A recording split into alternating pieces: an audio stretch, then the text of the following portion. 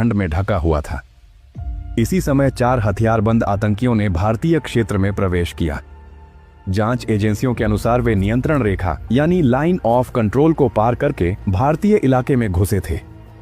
यह क्षेत्र पहाड़ों, घने जंगलों और संकरी घाटियों से घिरा हुआ है। ऐसी भौगोलिक परिस्थितियों में रात के समय निगरानी करना चुनौतीपूर्ण होता है।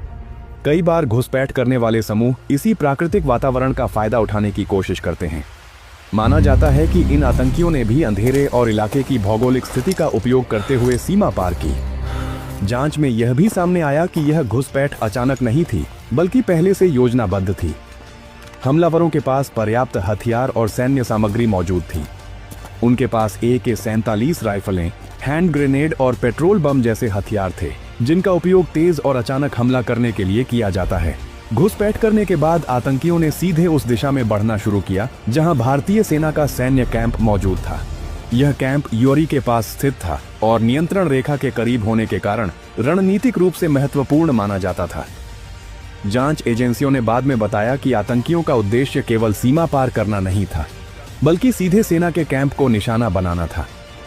उनके पास जो हथियार और सामग्री थी, उससे यह स्पष्ट होता था कि वे एक बड़े हमले की योजना के साथ आए थे।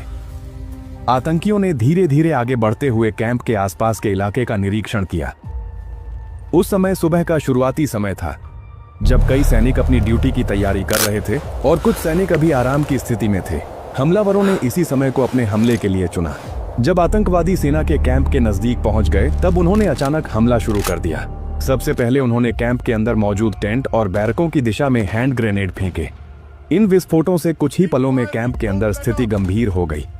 कई टेंटों में आग लग गई क्योंकि उन स्थानों के आसपास ईंधन और अन्य सैन्य सामग्री मौजूद थी। आग